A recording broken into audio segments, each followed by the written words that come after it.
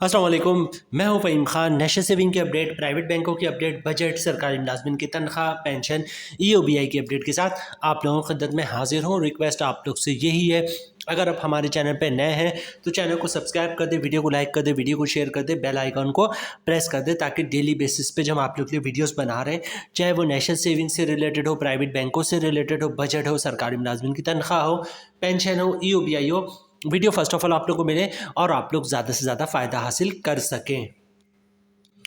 आज की वीडियो में हम बात करेंगे जनाब मॉनिटरिंग पॉलिसी के हवाले से। ठीक है, मॉनिटरिंग पॉलिसी और प्राइवेट बैंक का मुनाफा। ठीक है, मॉनिटरिंग पॉलिसी की डेट की अनाउंसमेंट एसबीपी ने मॉनिटरिंग पॉलिसी की डेट अनाउंस कर दी, उस पर भी बात करेंगे जनाब।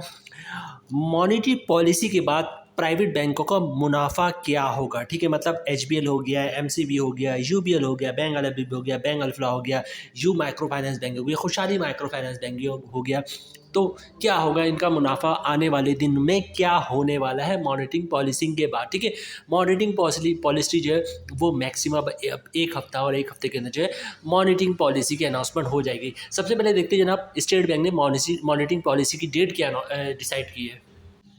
जनाब इस वक्त हम मौजूद है स्टेट बैंक की वेबसाइट पर और देखते हैं कि जो सितंबर में मॉनिटरिंग पॉलिसी है उसकी डेट क्या फाइनलाइज हुई। जनाब 12 सितंबर 2024 को जो है मंगल का दिन होगा जनाब, और स्टेट बैंक ने कहा है कि उस दिन मॉनिटरिंग पॉलिसी की अनाउंसमेंट होगी, मॉनिटरिंग पॉलिसी की मीटिंग होगी और मीटिंग में फिर डिसाइड होगा कि अगले एक महीना, 2 महीने, 3 महीने के लिए जो है वो शरह सूद क्या होगा। ठीक है, मोस्ट इंपॉर्टेंट है जनाब शरह सूद, जो बैंकों के मुनाफा हो गया या कौमी बचत का मुनाफा हो गया या फिर माइक्रो फाइनेंस बैंक होगा मुनाफा हो गया, इसके लिए मोस्ट इंपॉर्टेंट चीज़ होती है।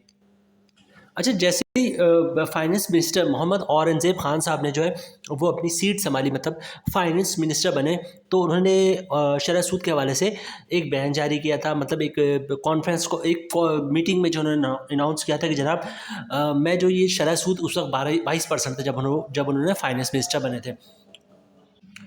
तो फाइनेंस मिनिस्टर साहब ने कहा था कि जनाब इस शरह सूद को मैं जो है साल के आखिर, मतलब दिसंबर 2024 तक जो है वो 22% से 16% पे ले जाऊंगा। ठीक है, और सब कुछ वैसे ही हो रहा है जो उन्होंने कहा था, मतलब शरह सूद 22% था, फिर जो है वो 20.5% हुआ, अब 19.5%। ठीक है, तो ऐसे ही हो रहा है जैसा उन्होंने अपने बयान में कहा था। अच्छा, एक मसला यहाँ पर है कि बहुत सारे जो सीनियर लोग हैं, जो जिनको नॉलेज है बैंकों के हवाले से, बैंकों के मुनाफे के हवाले से, वही कह रहे हैं जनाब आईएमएफ काफ़ी नाराज़ है बहुत सारे मामलात में। ठीक है, जब शरह सूद आपका 22% था तो उस वक्त भी आईएमएफ यही चीख रहा था कि जनाब शरह सूद 22% भी कम है, इसको कम से कम 26% पे होना चाहिए था। ठीक है, और उस वक्त के जो फाइनेंस मिनिस्टर थे वो तो एग्री भी कर गए थे कि हाँ ये 26% तक जाएगा ही जाएगा। ठीक है, तो जनाब आईएमएफ नाखुश है बहुत सारे मामलात में, जिसकी वजह से आईएमएफ से डील पाकिस्तान की नहीं हो पा रही है, और बहुत सारे लोगों का ये भी कहना है कि शायद शरह सूद भी उनमें से जो आईएमएफ की नाराज़गी है उनमें से एक है।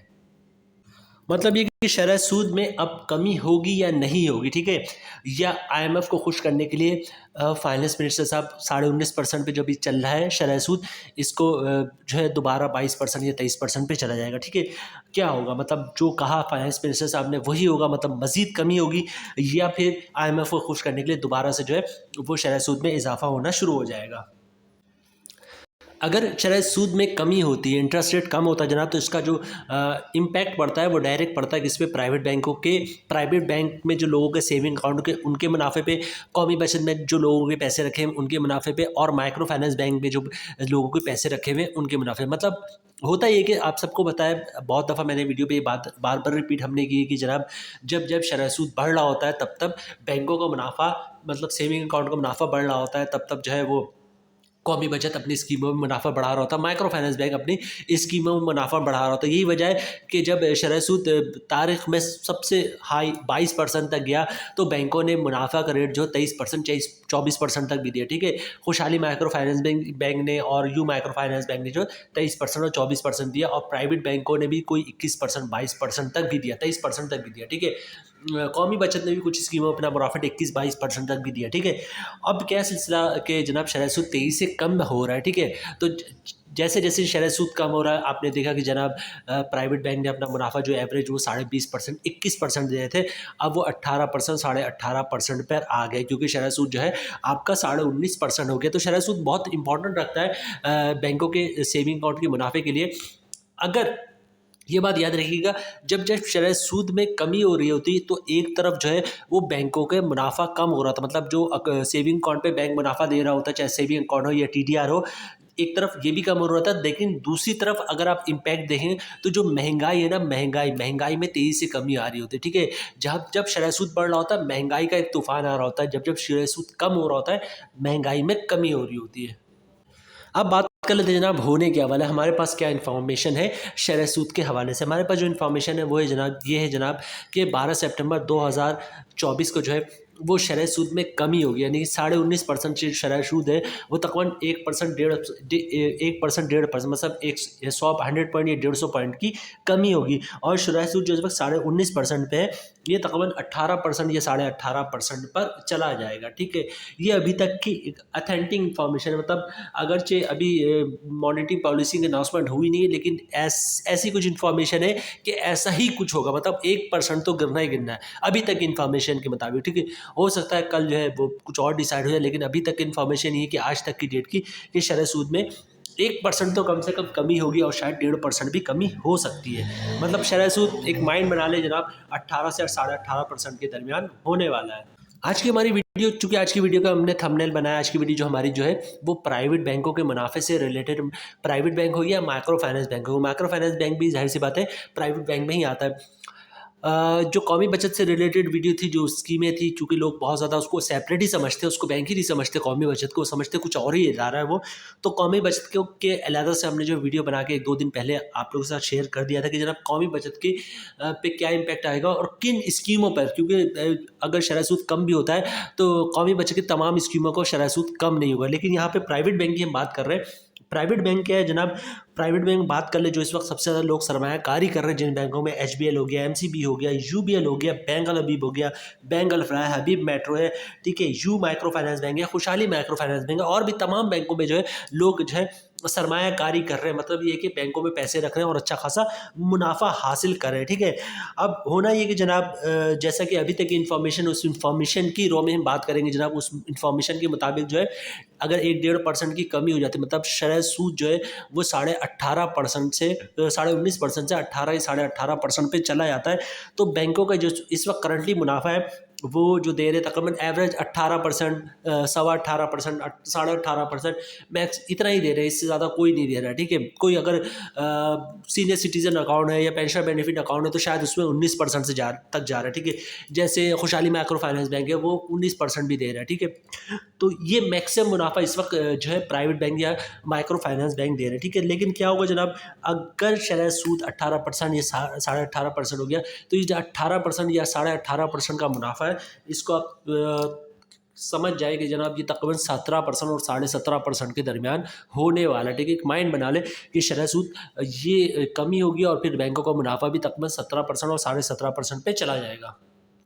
देखिए ये अभी तक की अपडेट है, और आप अगर हम हमारी पुरानी वीडियो देखें 2-3 महीने की, तो हमने शरह सूद में कमी से 10 दिन पहले ही आप लोगों को इन्फॉर्म कर दिया था कि जनाब शरह सूद कम होने वाला, इतना परसेंट कम होगा। और गुड लगी कि जनाब डेसिबल में भी कुछ फ़र्क नहीं आया, बिल्कुल वैसे ही हुआ कि 1-1%, 1.5% करके जो है शरह सूद में कमी हुई, ठीक है। आप हमारी पिछले वीडियो देख लें, तो शरह सूद में जो हमारे पास इन्फॉर्मेशन आई थी लास्ट 2 दफ़ा 3 दफ़ा से बिल्कुल कंफर्म आई थी, जैसी आई थी बिल्कुल वैसे ही हुआ, ज़रा से भी चेंजेस नहीं हुई, ठीक है। तो आज तक की इन्फॉर्मेशन तो ये। अब मसला है कि जनाब अगर प्रॉफिट रेट 17% हो जाता है, 17% हो जाता है, ये तो हर महीने 2 महीने बाद जो है वो सेविंग अकाउंट का प्रॉफिट गिर रहा है, राफा गिरता चला जा रहा है। तो ऐसी सिचुएशन में करे क्या, ठीक है, ये भी एक मसला है। इस सिचुएशन में करे क्या, क्या इसका हल है?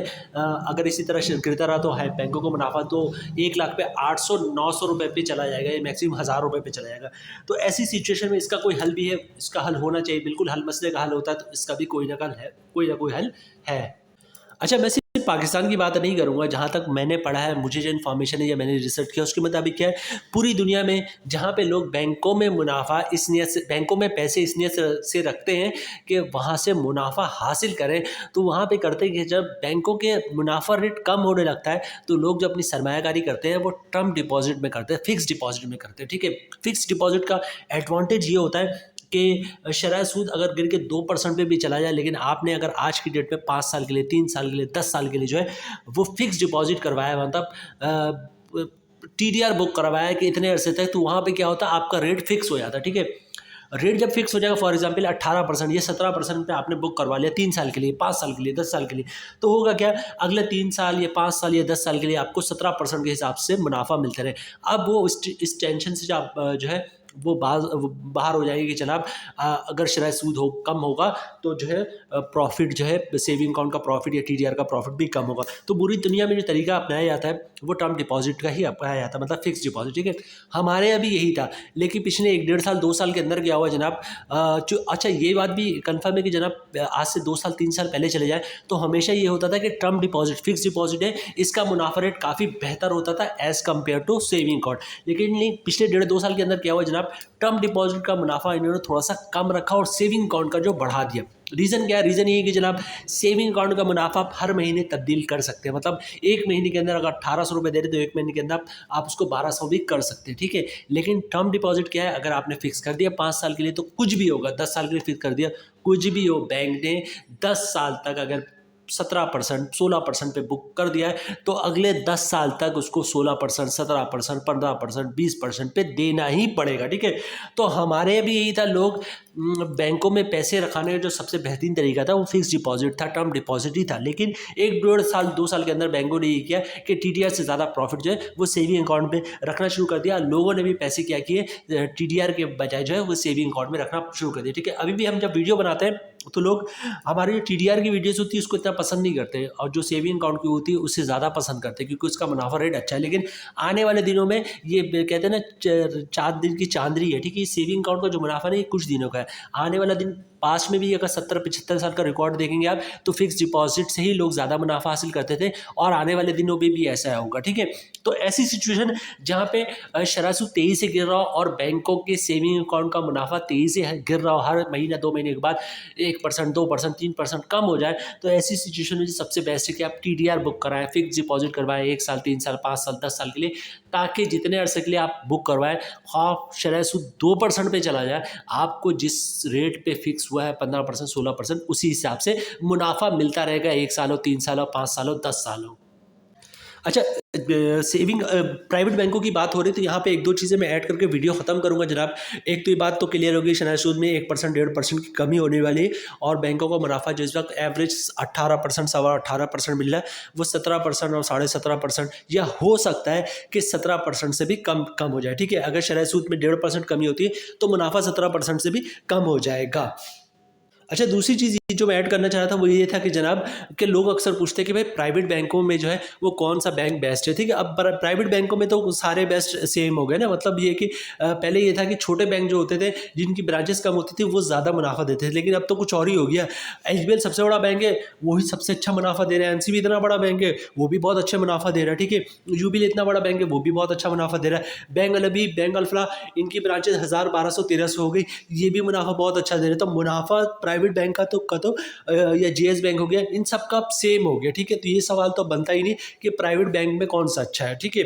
अगर आपको बड़े बैंक से आप ज़्यादा सेटिस्फाइड है, जैसे MCB हो गया, HBL हो गया, UBL हो गया, या बैंक अलबीब हो गया, बैंक अल्फला हो गया, या फिर माइक्रो फाइनेंस बैंक से लोग बहुत ज़्यादा सेटिस्फाइड है, यू माइक्रो फाइनेंस बैंक हो गया, खुशहाली माइक्रो फाइनेंस बैंक हो गया, तो ये सारे बड़े बैंक हैं और सभी मुनाफा तकरीबन सेम दे रहे हैं।